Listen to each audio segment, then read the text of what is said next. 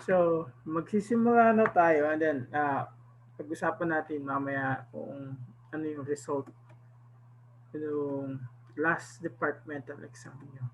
So, for this week, we're going to talk about kinetics.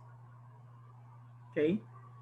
So, when you're dealing with what we call kinetics, so usually it's not really the first question that you ask in a chemical reaction. The first question that you're going to ask is some sort of a thermodynamics.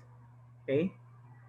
Tanong na sa tatanungin sa na ibibigay sa pag thermo question is, does a reaction takes place? And and if the answer is yes, that's when kinetics comes in. Okay? So when we're talking about kinetics, it tells us how fast does the reaction proceed. Okay? So from our previous example on what we call thermodynamics, I think yun tinatawag na spontaneous. Okay? So a reaction that is spontaneous can have what? A fast or slow reaction. Some reactions are so fast, just like the vision. We see one another because of the reaction that's happened there. Some reaction can be so long or slowly. Okay, just like let's say corrosion. So corrosion starts with what? A small pin size of rust that can what we call become large, but by the time you will see that it's too late for you to prevent the thing.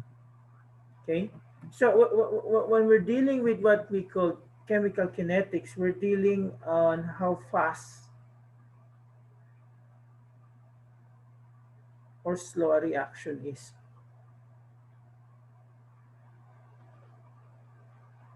Okay, so when we're talking about kinetics, it suggests what? A movement or change,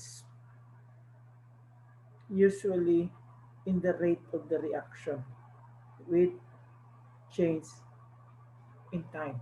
So usually when we say rate of reaction, there's a corresponding change in the concentration over change in time. Okay? Now they said kinetics is where you can apply a concept that can make you rich. Okay? So you may ask, paano? Paano tayo yayaman sa kinetics? Anong problema natin mga tao? Anyone? What will happen to us? Whatever we do, it will happen to us. Die. We will die. But before that, okay, itong tinatawag nating aging. Okay? So, I don't know if this is what we called, anong tawag nila yan? Vanity. So, anong industry which relates to aging ang kumikita? Beauty products. Beauty products. Okay? So, ang tanong, alin yung mabenta? Yung lalaki o yung babae? No comments, sir. Okay? So, you know, the question, the thing that we have is, how do we look young forever? Right? So, kinetics can, what we call, is related to that. So, what do we do? As much as possible, we want to slow down the aging process. Okay? Ano yung pinaka-common na thing to slow down the aging process? Medyo ano siya, mahal. Ano yung tawag natin doon? Are you familiar with this?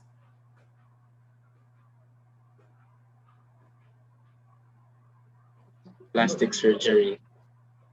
Hindi naman to plastic surgery kasi yung plastic surgery kasi you are restructuring something. Ito kasing botox, you're just injecting this botulinum toxin. If you haven't heard about this toxin, a drop of it can erase mankind. Bakit ginagamit yung botox? Saan siya ini-inject?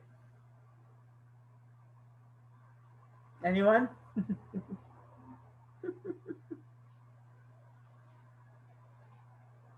Hindi ito. Hindi to stem cell. Iba pa yung stem cell. Stem cell is usually, we could say, medical related. But Botox has nothing to do with medical related because sabi ko nga sa inyo, Botox in the wrong place can kill you. Because what it do, okay, usually, di ba, may mga wrinkle. So what it do, when you inject Botox, it going to what we call, ano bang tawag dito? Parang yung muscle mo hindi nagagalaw. So yun yung main mechanism ng tinatawag nating Botox. Kasi ano yan isa yan sa pinaka, we could say, most toxic toxin. Okay? So ang ginagawa niya, pinaparalyze niya to yung muscle kapag meron kang what we call, in-inject mo yan. But that same mechanisms that they use, that's what they do in what we call in the beauty products. Okay? Di ba? May naririnig tayo mga artista na nagpapa-botox. Di ba? So that's one thing. Now, what other business that deals with kinetics? Maybe yung food, right? So, in the food industry, two ways yan. Either you want it to be fast or you want it to be slow. So, anong food products yung gusto mong maging fast? So, maybe if you have what we call the poultry farm or an animal farm, ano yung gusto mong mangyari? Gusto mo bang mabilis yung pag-grow ng mga animals or gusto mo mas slow yung growth nila? Anyone?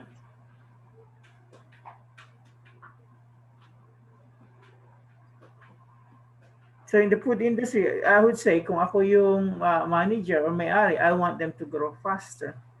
So one way that they do to make it grow, to make the animal grow faster in farms is they put small amount of antibiotics. So what these small amounts do, it changes the flora in the digestive system, making it more efficient in absorbing food.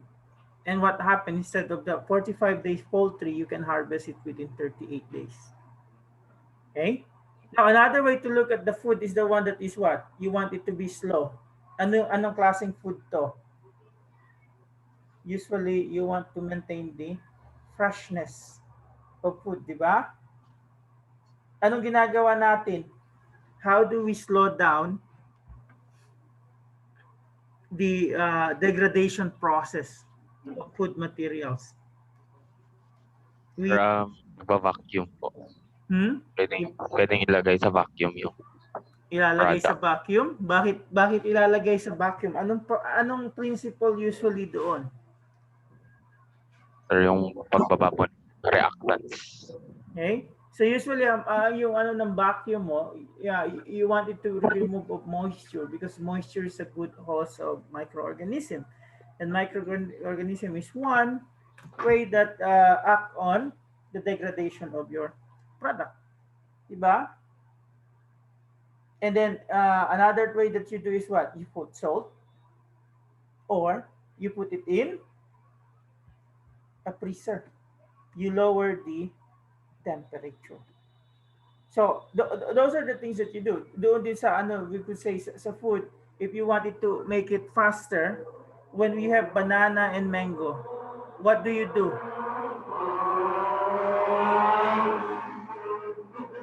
What do you do to make faster their what we call ripening?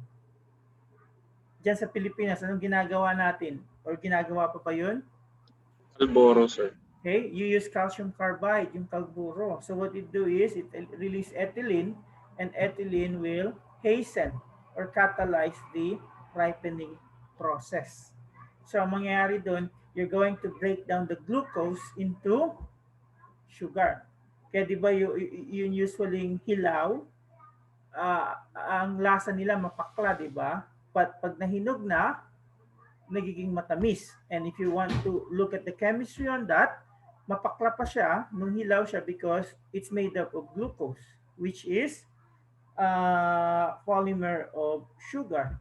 So when it starts to ripen, that glucose is going to break down into what we call sugar, giving you the sweet taste.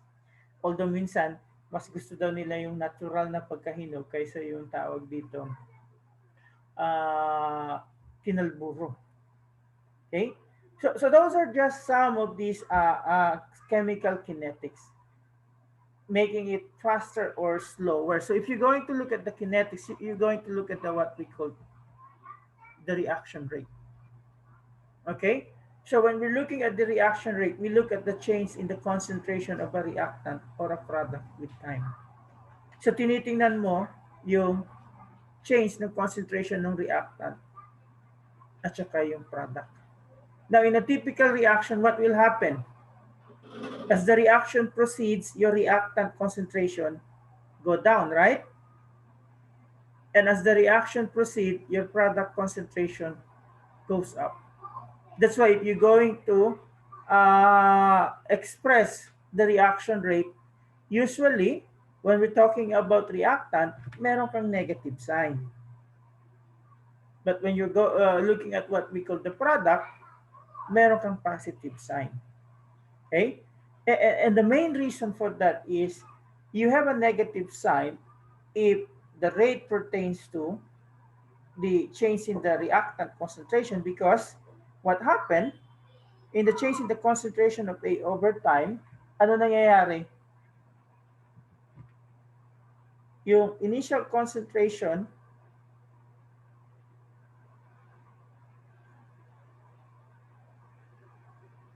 mas mataas kaysa sa final concentration ng A. Nagets nyo ba? Bakit sinabi natin na ang initial concentration ng reactant ay mas mataas doon sa final concentration ng A? Kasi ang reactants nababawasan, okay, habang nagpo-proceed yung reaction. Kaya nilalagay natin ng negative because if the relationship is like this, ano yung sign nito pag ginawa niyo yung operation?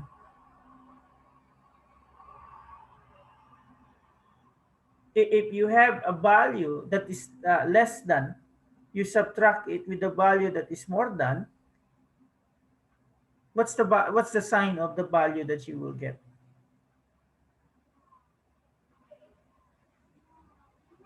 So pag sinubtract mo yung final concentration with the initial concentration ng reactant, so usually ang condition dito, mas mataas yung concentration ng initial. So makukuha ka ng negative sign.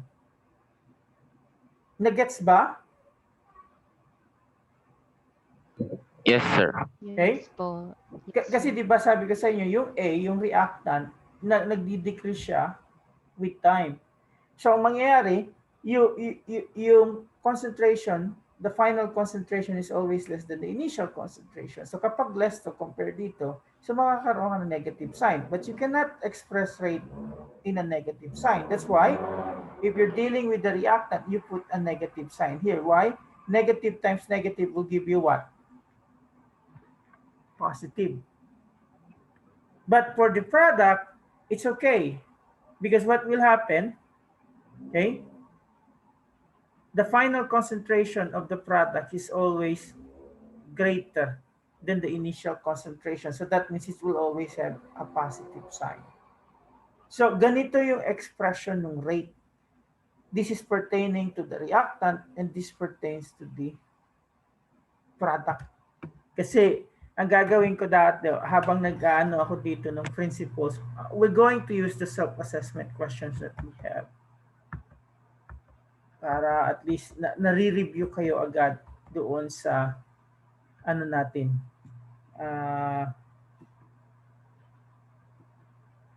Questions na meron tayo. So I'm trying to look at the module.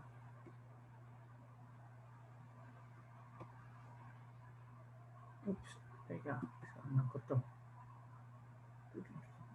The study guide.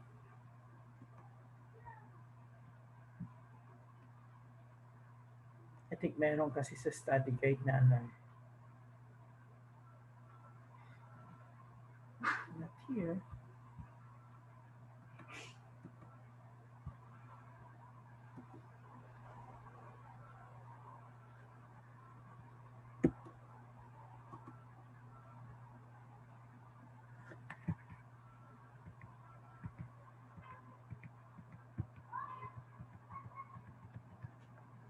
So in writing the rate expression of a reaction in terms of the concentration reactants, why is there a need to put a negative sign before the rate of the reaction? So nakuha niyo na yung sagot doon sa tanong na yun?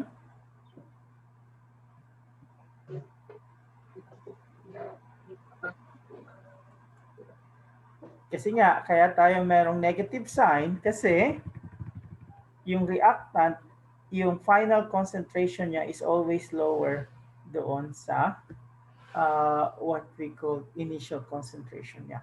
So we need to put a negative sign on the expression because we're going to multiply it with the negative number na meron tayo doon sa change in concentrations that we have. Sir, may tanong po ako, sir. Okay. Sir, kunwari po may problem na given yung concentrations ng reactants, yung final tsaka initial. Sir, kunwari pinapakuha yung yung rate, tapos nag-subtract ka ng final at initial mo, sir, di ba syempre magiging negative yun. Bali kapag gagamitin na yung formula is hindi pa rin ma-affect yung sir, no? Yung negative. Magiging positive yung value magiging mo. Positive, sir. Oo. Okay, sir. Yun po. Because Kala ko negative, indication lang, sir. No, negative times negative will give you a positive value.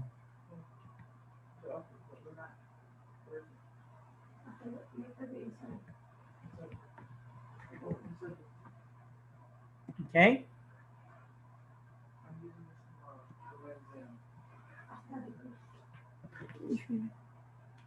So, pwede natin sabihin nga kasi nako-consume nga yung doon yung reactant natin. So, yung final concentration niya is lower than the initial concentration. So, let's try to, okay, ito pala, hindi ko na dito.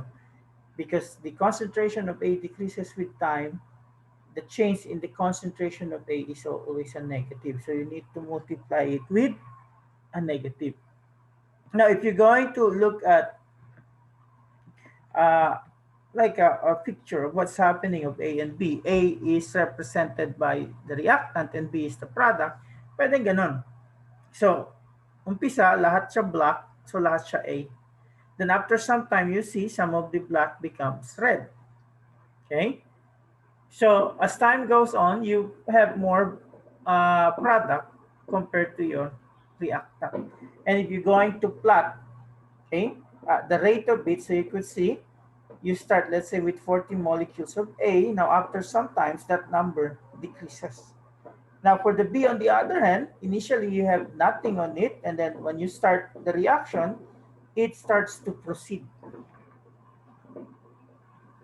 So, ganito yung pag-express ninyo.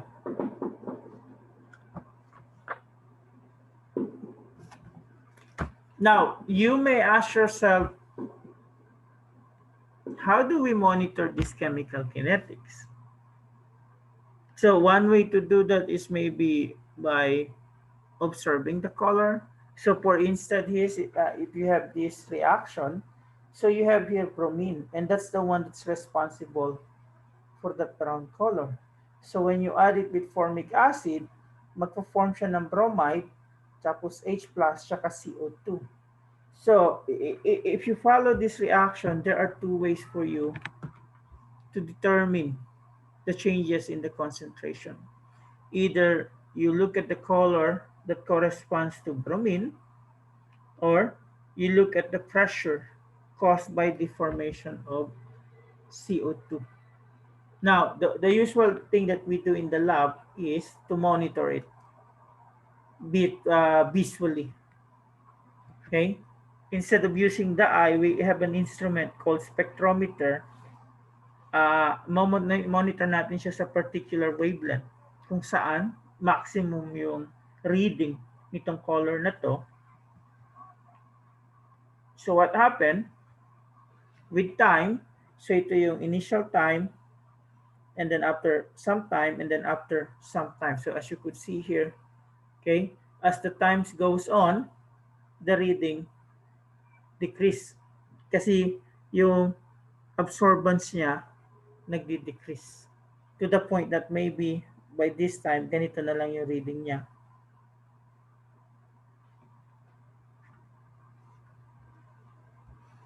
And you can have a data on it like this one. So i-ano na natin dito. So ano yung magiging changes in terms of the rate?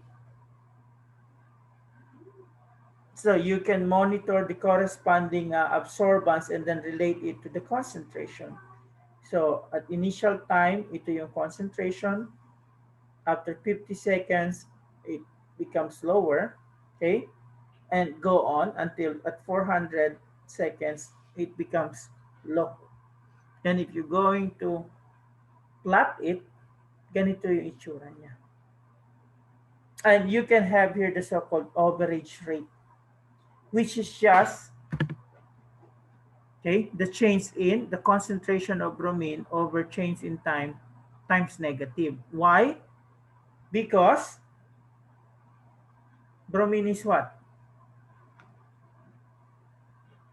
Yung bromine ang reactant.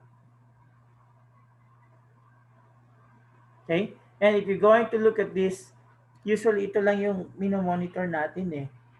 Yung concentration, final concentration at final time. Okay? Tapos, yung initial concentration at initial time.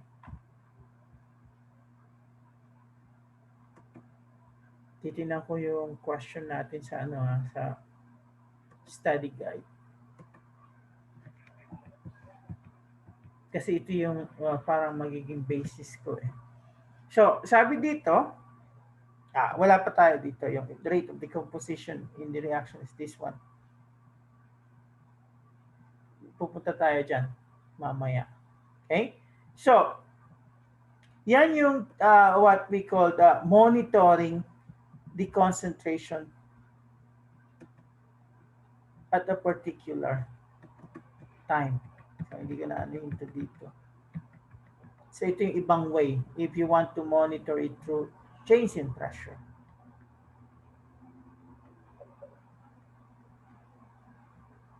So, yung next na anuhin natin is how are we going to relate yung reaction rates sa stoichiometry?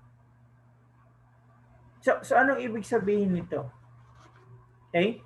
So remember, whenever we have the A producing B, meron tayong in terms of rate, okay, it can be the change of A over change in T, that's negative.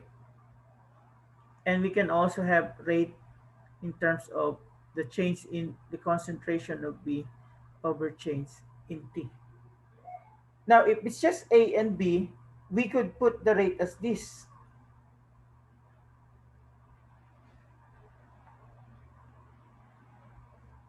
Anong ibig sabihin nito?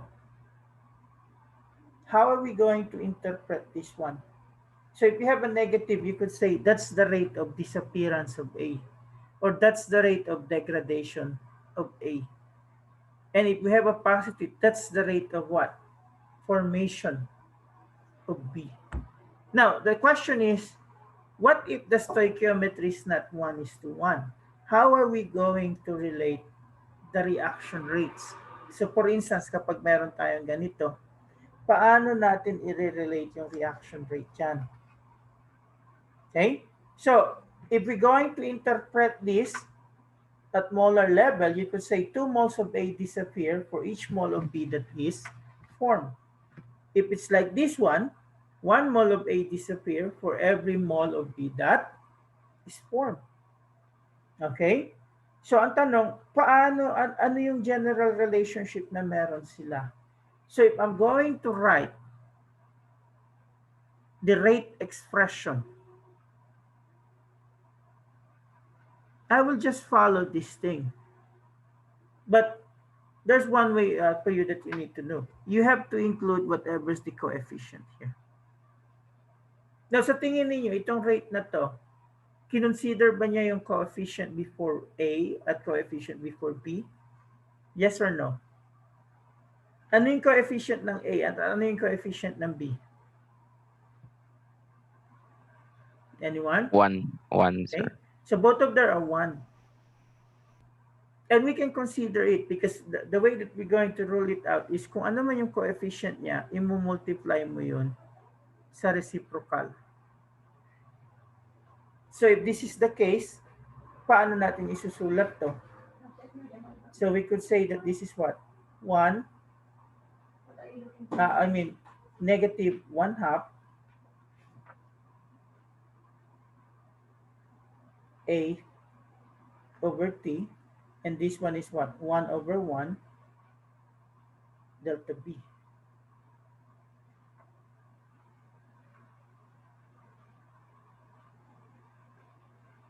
Or, if you want a general equation for that, okay, so yan yung rate nila,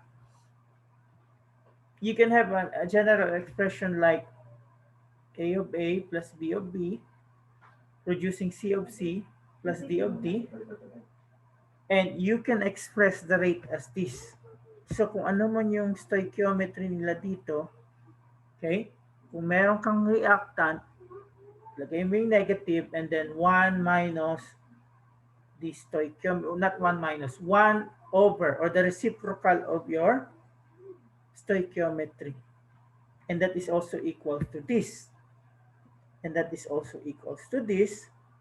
And that is also equal to this one.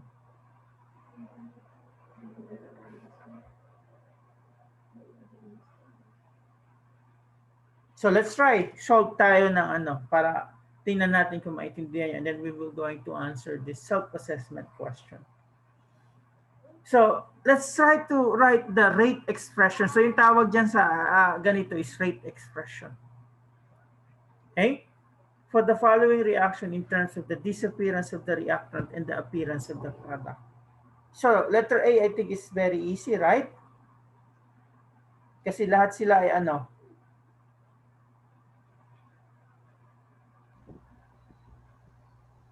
Lahat sila 1 eh. So this is equals to what? The concentration of OCl over delta T. And then i-relate mo yan sa product. Concentration of Cl minus over T. And then concentration of OI minus over T. So gawin nyo yung pangalawa. Paano natin isusulat yung rate expressions ng reactants at products doon sa concentration?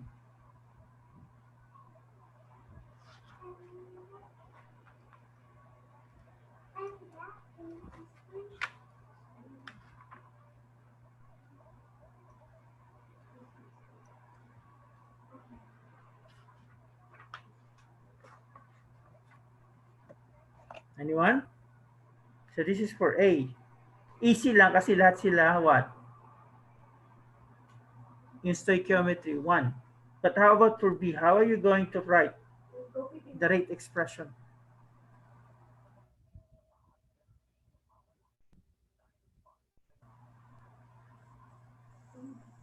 Anyone? Sir, 1/4 times negative concentration of NH3, change in concentration of NH3 over change in time is equal to negative 1/5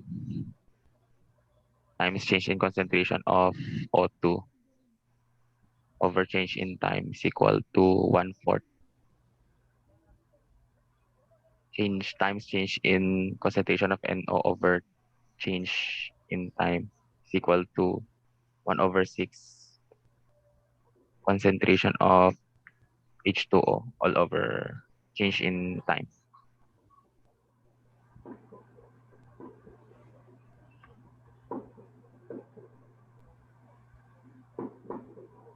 So, kaya nyo mag-express nito?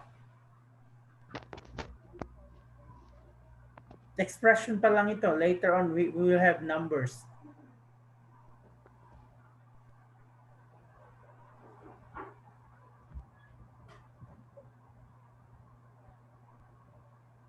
Sir, may tanong po ako. Okay? Sir, nagmamatter po ba yung state ng No. ano sir? No. Sir, thank you po. Isulat mo lang sila lahat kasi nagpa-participate sila doon sa rate. Kasi ang ibig sabihin nito, pwede nga isulat mo lang dyan itong dalawa. What you're trying to do is you're trying to establish the relationship of each reactants with one another or with the products. So gusto mo lang i-relate gaano ka different nito compared dito or ito compared dito. Because the next set of questions that we're going to deal number, ibibigay sa'yo kung ito yung rate nito, ano yung rate nito. So meron na tayong number na involved. But right now it's just expression. So ang tanong, kaya nyo ba to? Because these are sure points that we have. Or sure points na gusto ko. At least what I heard, I didn't have the exact result yet, but wala naman daw single digit ang score sa dalawang section ko. Pero ang average daw is 25. So I don't know which one is better, this section or the one that's after this class. Because I think we need to do some corrections doon sa departmental quiz.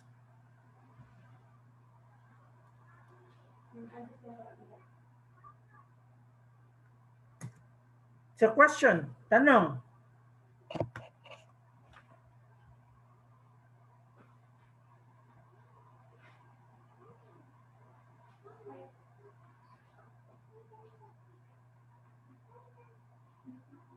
Kaya nyo na mag-ano ng expression.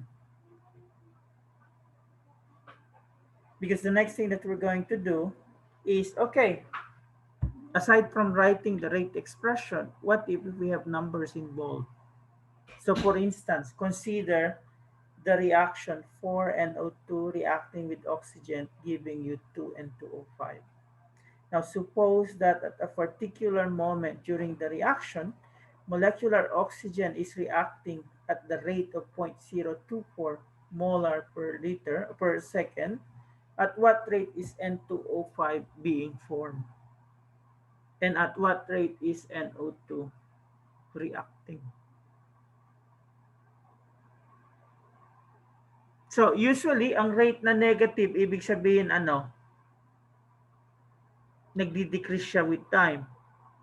Ang rate na positive ay nag-i-increase. But we always express rate as what?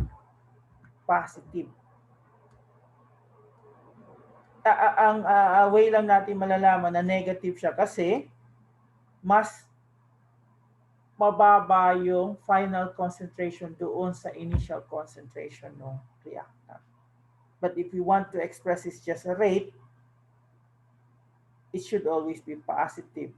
But if you ever get a negative sign, kaya minumultiply mo siya sa negative eh. Okay? So ano una natin gagawin?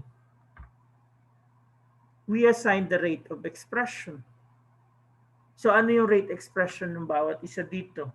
So we could say you have what? Anyone?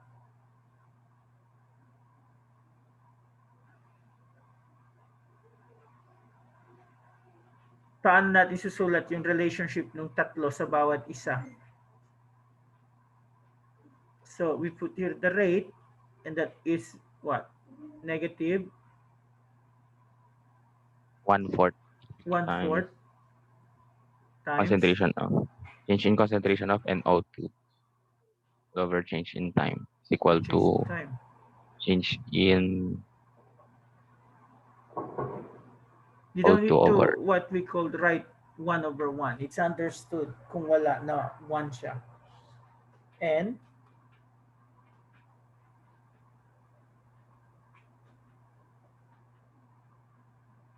now, anong gagamitin natin relationship sa first? Sir, wala po bang 1/2?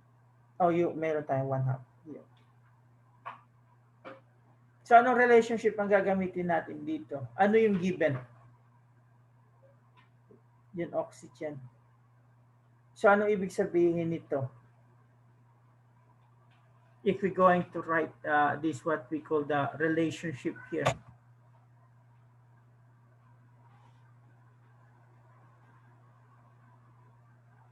So, you have a rate of oxygen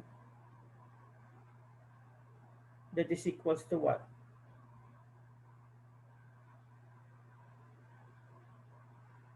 So, ibig sabihin nito,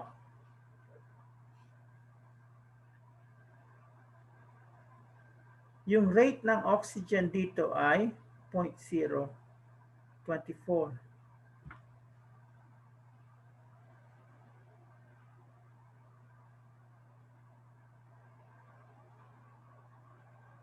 Sir, bali po ba yung rate ng N2O5 is times 2 lang ng rate ng So, bago tayo pumunta dun, isulat muna natin yung relationship nitong dalawa.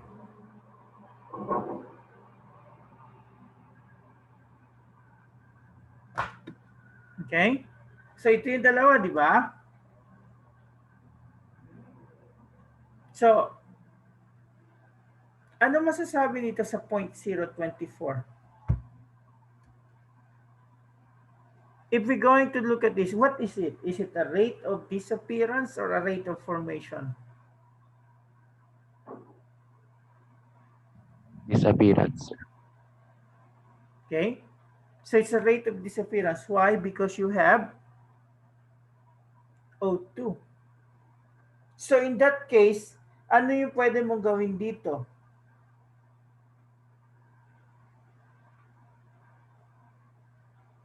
This is what? Is this a positive or a negative sign? Positive, sir. Okay? Because what we're going to do, so ilalagay natin yung relationship ngayon nito dito. Right? So we could say that's 0.024. And the one that you have here is what? 1/2.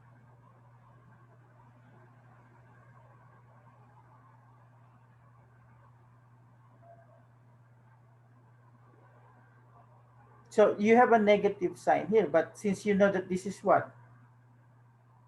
A rate of disappearance, pwede mong ilagyan ng negative dyan. So ano mangyayari dyan? Paano natin makukuha sa isang side yung N2O5? So kung ano man dito, 0.024 times what? Saan ko kinuha yung 2? Sa cross multiplication po ng 1/2. Okay? So that means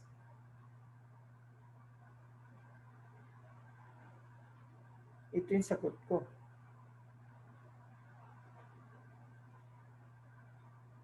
Now, ang tanong, may sense ba to? Kasi sabi dito, every time na meron kang 1 mole or 1 molar ng oxygen mo, meron kang 2 molar ng N2O5 na form. Pag meron kang 1 molar na nag-disappear, meron kang 2 molar na nagpo-form. So you have what? 0.024 here. 0.048 is 2 times that 0.024. The gets?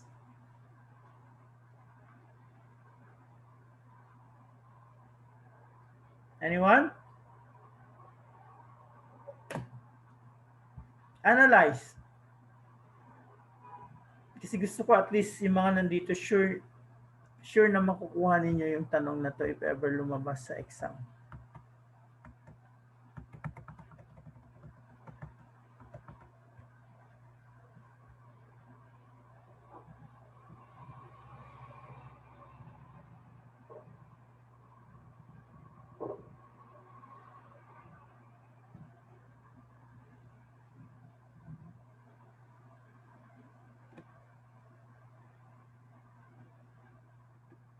Okay? So, let's go to the second question. So, dito, ang i-relate natin itong dalawa.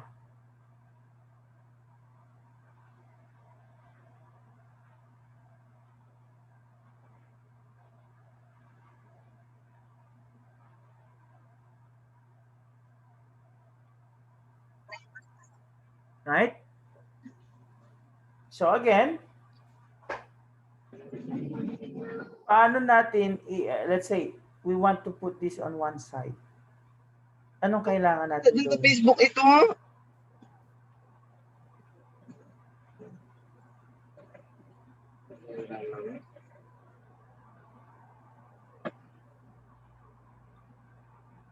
Anong operation na mangyayari sa atin dito? Hintayin mo nga lang, hintayin mo lang dito.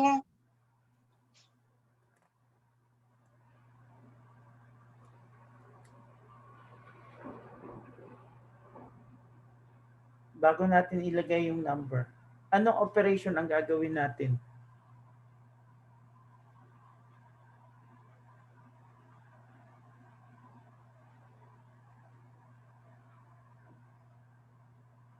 So parehong siyang negative. So what we'll do? We're going to multiply both sides by 4. If we want to be specific by negative 4, because mangyari parehong negative pa rin kapag ganito na. But ito is magiging times 4 na kung ano man yun nandito.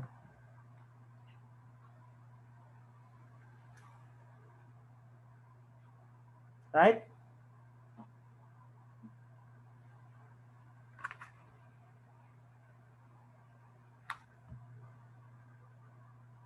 So ano ngayon yung value nito?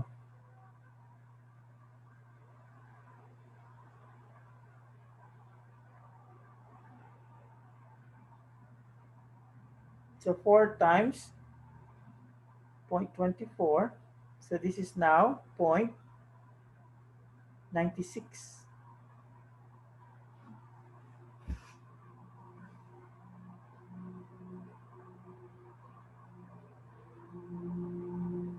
We can cancel out the negative here, pero since alam natin na rate of disappearance siya, pwede natin sabihin na ito yung value na inaano niya.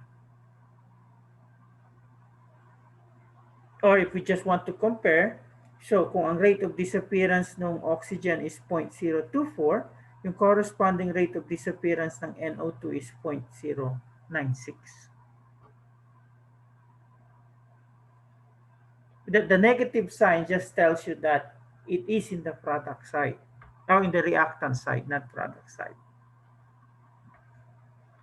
Analyze bago tayo mag-solve ng problem na nasa self-assessment question nyo.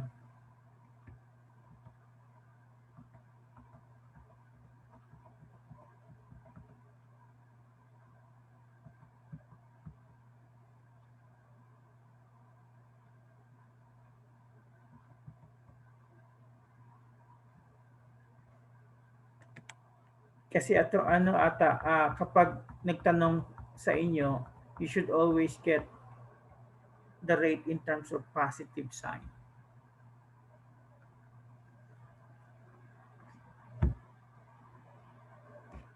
So, try na natin yung self-assessment question nyo. Ito. So ito yung meron kayo, 2N2O5 plus 4NO2 plus oxygen. And if the rate of the decomposition of N2O5 in the reaction at a particular instance is 4.2 times 10 to the negative 7, what is the rate of NO2 and oxygen at that instant? So, paano natin aanuhin to? So, gagawa ako ng whiteboard dyan. Tapos isusulat ko yung reaction. So, ang reaction niya ay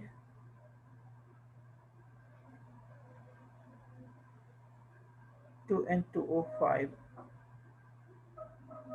producing 4NO2 plus oxygen. At yung rate na binigay sa atin dito is 4.2 times 10 to the negative 7.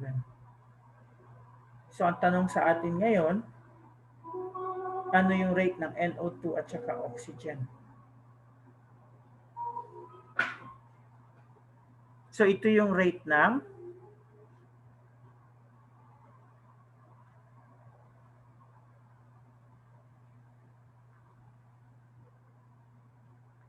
So, ano una natin gawin?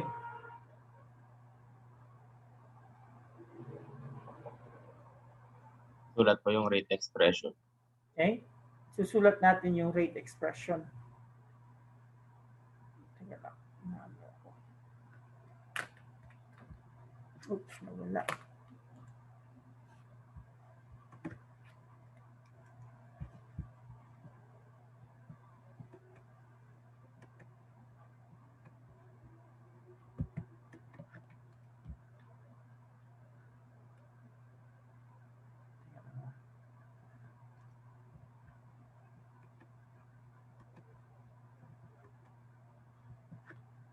So, we can write it as negative 1/2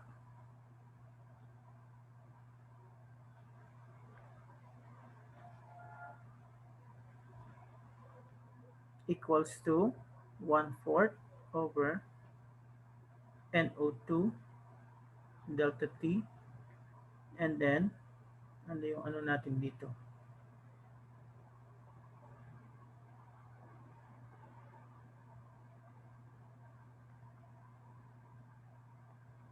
Delta T.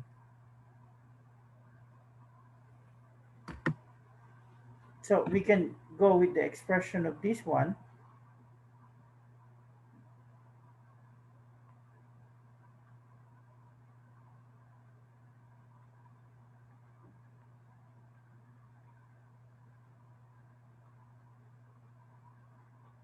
Ang ano kasi dito, so ano yung equivalent nito?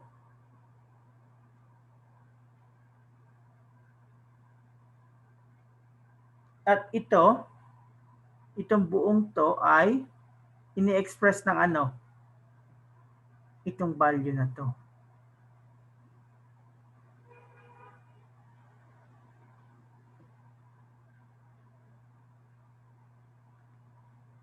So how are we going to solve it? Kuha ako ng calculator ko. Try to solve.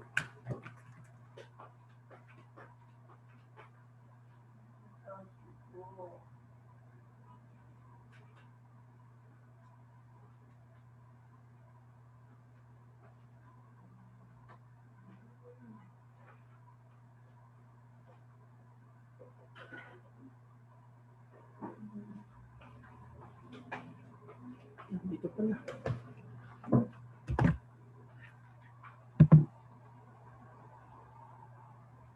Hindi po ba kasali yung negative? Pwede mo isali yung negative.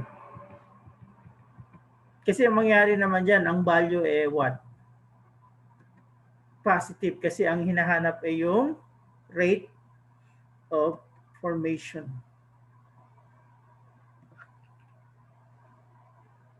So ano yung relationship ng dalawa?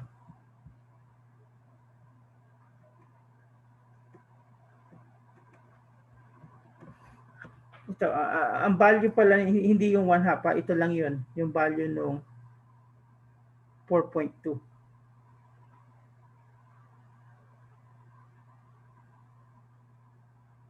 Kita niyo yung expression dito. So, ang mangyayari, gusto natin makuha itong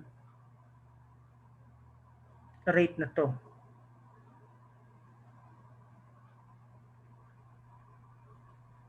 So, anong operation ang gagawin natin dito? So, in theory, ano yung talagang value nitong 4.2 times 10 to the negative 7? Di ba negative? Kasi nasa reactant siya.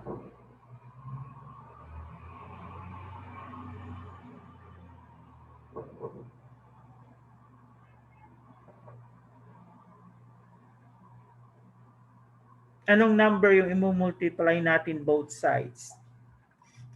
Para ma-simplify, para matanggal at least yung 4. 1 over 4 dito. 4 po. Sides. So if I multiply this by 4, and I'm going to multiply this by 4, and I have what? A negative times negative here. So this will become what? 4 divided by 2, that's just 2 times.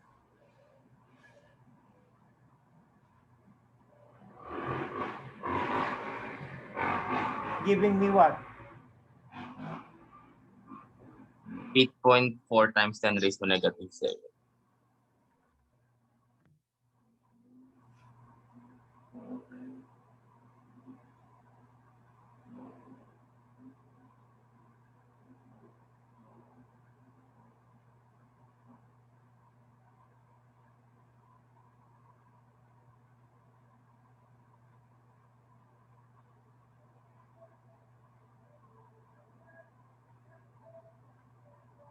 Nagets nyo ba paano nakuha to?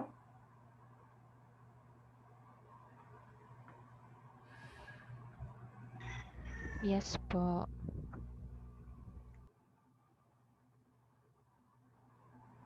So, ganun din ang gagawin natin dito sa isa. So, meron tayong negative 1/2 and 205 delta t, tapos yung isa is negative O2 delta t. So, ang given na ganito na 4.2 times 10 to the negative 7 na pwede mong lagyan ng negative kasi disappearance siya eh. So usually, wala ka nang babaguhin eh. Ilagay mo yung negative 1/2 tapos i-multiply mo yung negative 4.2 times 10 to the negative 7, yun na yung sagot, di ba? Yun na yung expression.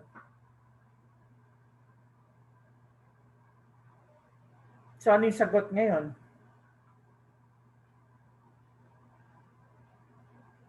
Right?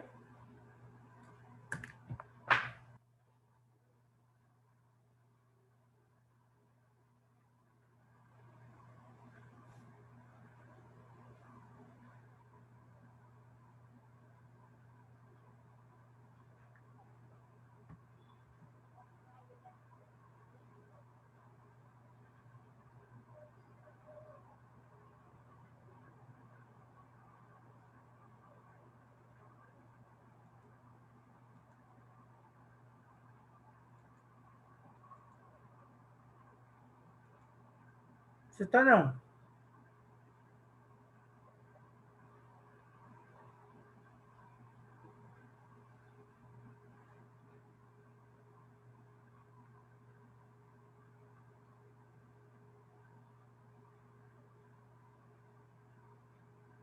na-gets ba?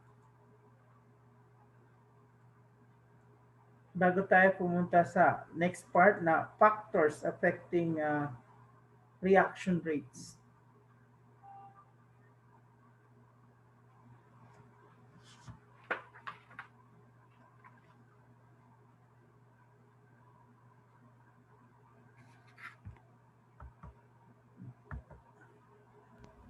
Sir, May tanong question po ako.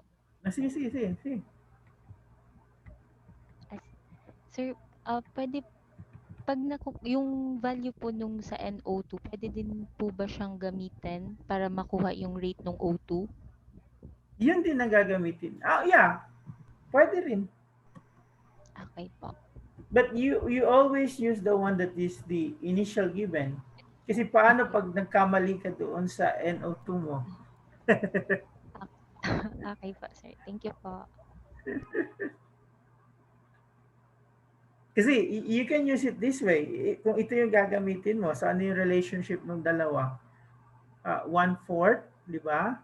NO2 over delta T equals to oxygen delta T. So, may value ka na yan, di ba? So, ilalagay mo yun. So, 1/4 times 8.4 times 10 to the negative 7. Ano yung sagot? 2.1 din, di ba?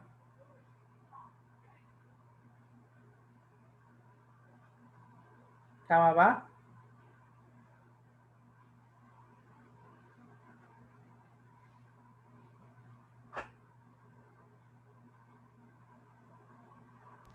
Same lang po, sir. Yung Yep. sagot ko. So, titignan ko kung maka-pull up ako ng old exam questions dito para at least sure kayo kapag may tanong sa inyong ganito, makukuha nyo.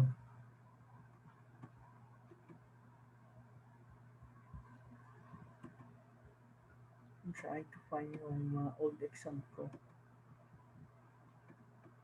Chem2.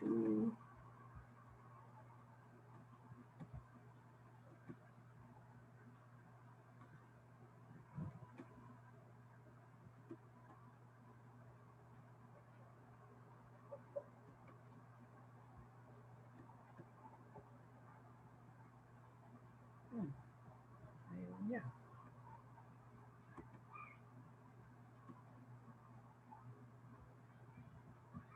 Nandun pala siya sa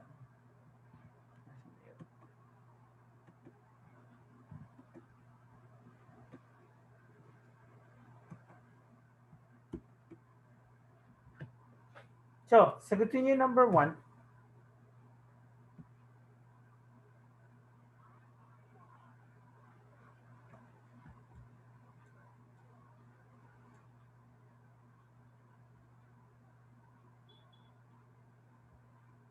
Pwede nyo i-message, i-PM sa akin yung sagot nyo. A, B, C, D, or E.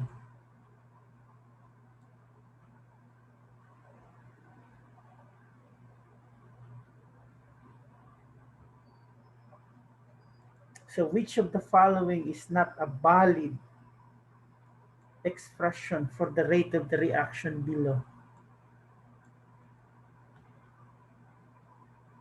Is it A? Is it B? Is it C? Is it D? Or E? E po. Sigurado ka? Not a valid expression. Ang A tama because you have what? 7 here and it's a reactant. So it's negative 1/7. Diba?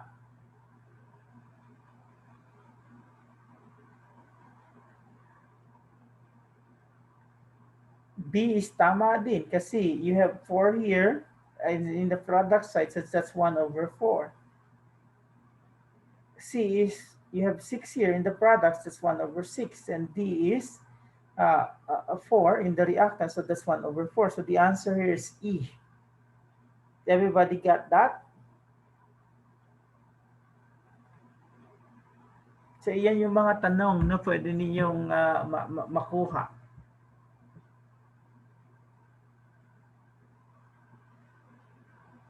Okay? So question, bago tayo mag-move sa next part.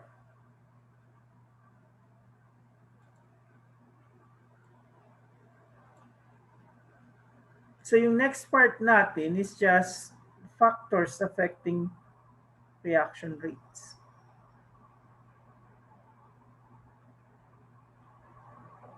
So meron nakasulat na 4. At I'm going to try to give some sort of an explanation to them. Okay? So the factors that affect the rate of reaction, I would say the first one is the nature of the reactants. So you might ask yourself, what does this mean, nature of the reactants?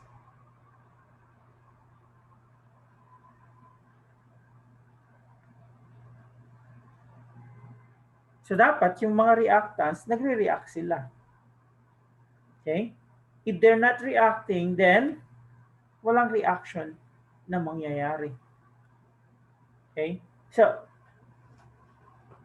the first thing that you need to consider is, okay, may reaction ba na nangyayari? Because some, they have different nature. There's no reactions in the first place.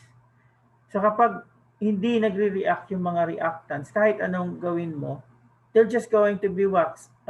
Physically mixed, but there's no chemical reaction. Yan yung ibig sabihin ng nature of the reactants. Okay? Now, if the nature of the reactants tells you that they're going to mix with one another, the next thing that you're going to look is the concentration.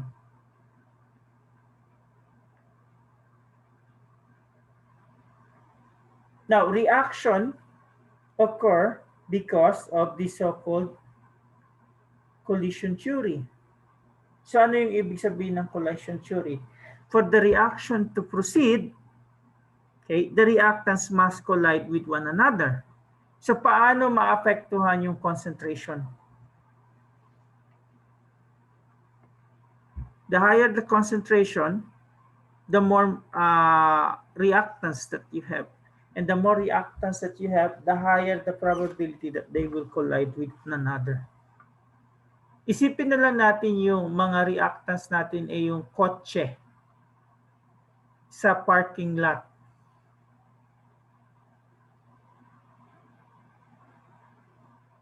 Anong mangyayari pag mas marami kang kotse sa parking lot? Ano yung probability na mag-collide sila with one another?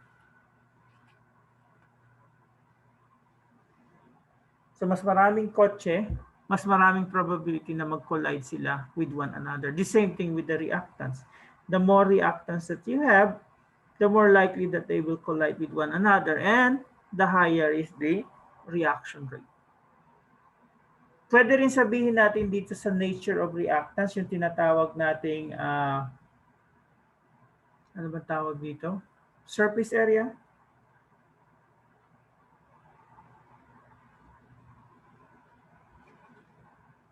So ano yung ibig sabihin yung surface area? Mas maliit yung size, mas higher na mag-collide sila kaysa sa isang malaking chunk. Kasi pag malaking chunk, usually ano lang, yung surface lang ang nagre-react. Alin ba mas mataas yung surface area? Yung small size or yung big size?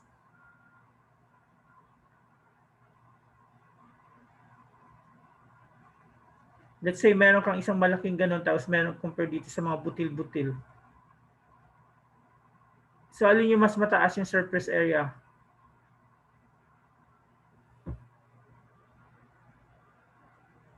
Anyone? Yung butil-butil o yung malaki? Yung malaking chunk? Yung butil-butil, sir. Okay, yung butil-butil. So mas mataas yung reaction rate doon kaysa let's say this one. Okay? Now, the third one is temperature. So, ano ang epekto ng temperature sa reaction rate? So, pwede natin balikan yung kotse.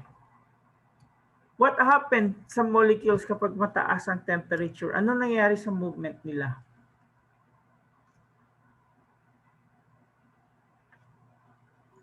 Bibilis po, sir. Bibilis yung movement nila, di ba? So magmabilis yung takbo ng kotse, ano yung probability na mag-collide sila sa isa't isa? Bakit ba lagi may banggaan or aksidente? Di ba dahil mabilis yung takbo? So the same thing here. Pag mataas yung temperature, mabilis yung movement ng reactant. So ang probability na mag-react sila is mas mataas. So the higher the temperature, the faster, the higher is the reaction rate. And last but not the least is the presence of the so-called catalyst.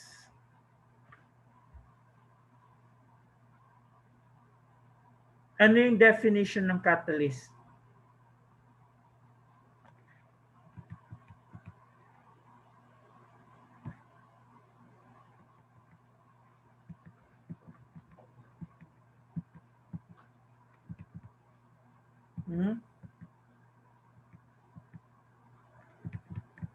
Paano natin i-define yung catalyst?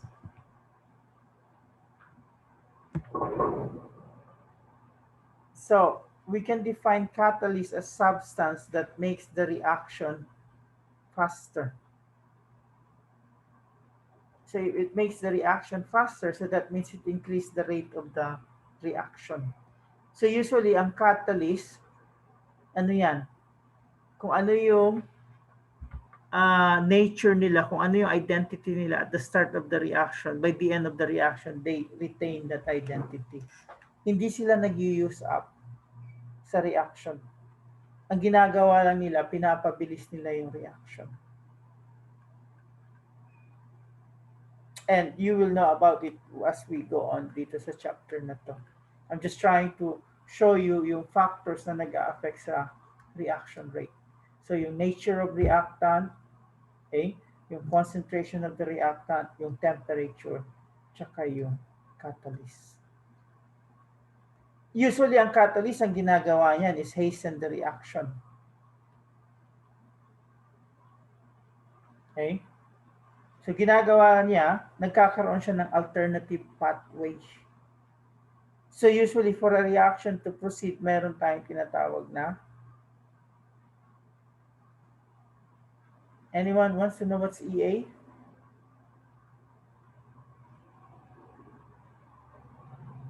Activation energy. Okay? So, meron tayong tinatawag na activation energy.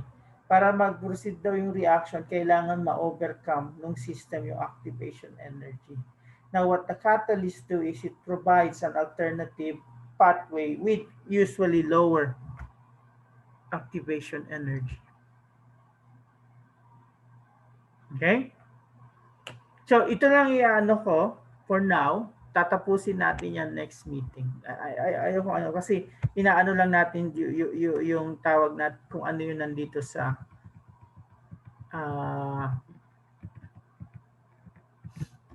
course pack.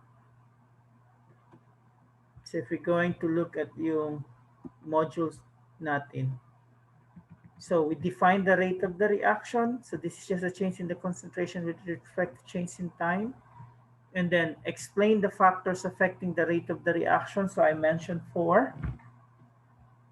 And then nirelate ko na rin kung paano yung naapektuhan yung collision theory doon sa factors affecting the rate of the reaction. Yung collision lang yan eh. Okay? For a reaction to proceed, there should be a collision between the reactants.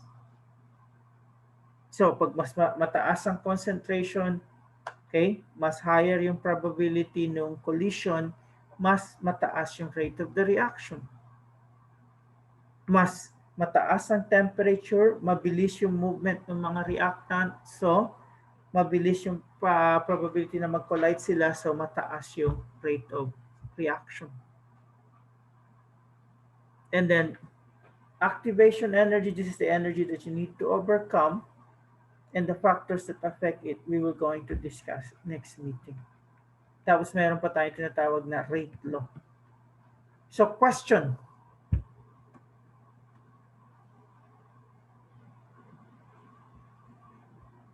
Bago ko kumustahin yung performance ninyo. Bago ko i-turn off yung recording. And we'll open up for any question. If you have any question about kinetics, you can ask it now.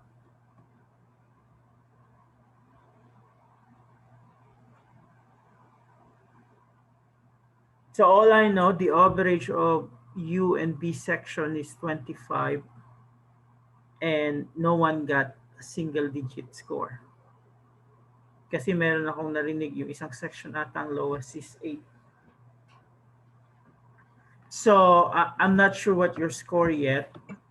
Okay. But do you have any question with regards to the departmental quiz?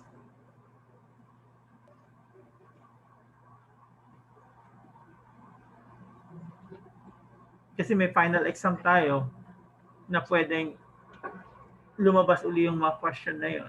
So this is the time you can ask yourself. So at least pag nakita niyo yung question the second time around, tatama na kayo, di ba? At least it shows that you learn from your mistake. So ilang meeting na lang tayo?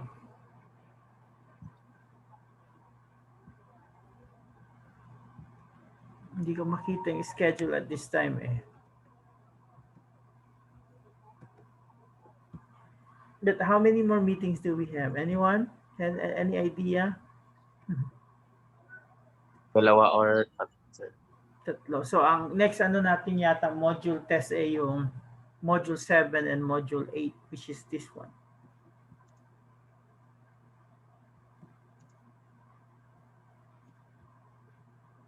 So tanong. Here, nandito na ata yung ano. Oh, we only have, I think, ito na lang yung meeting natin, oh. Where is it? Here. So we only have 2 more meetings, if I'm not mistaken. Because right now it's June 1 there, right? That was June 3, which is on Thursday. That was June 8. And after that, you have the modules and then the finals week. But as I've told you, if you need to meet me, okay, let me know. I think yung friend ko sa Facebook, I follow up how the quiz was. So I'm always open, I think, every day, basta 8 to 12 ng time dyan.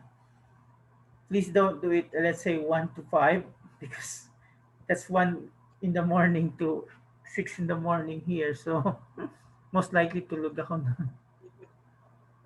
But if anytime you need, just email me, or you can ask me to be a friend in Facebook, message me there, and I'm willing to what we call help you. So we only have 2 more meetings.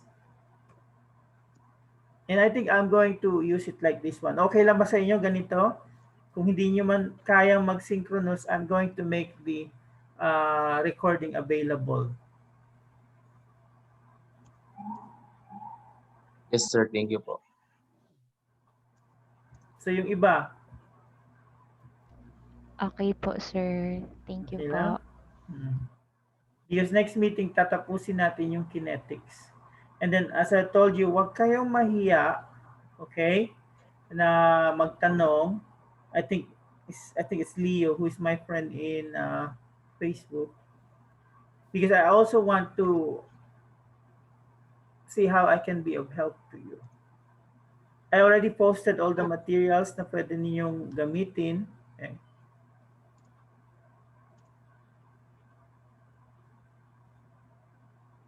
So, tanong.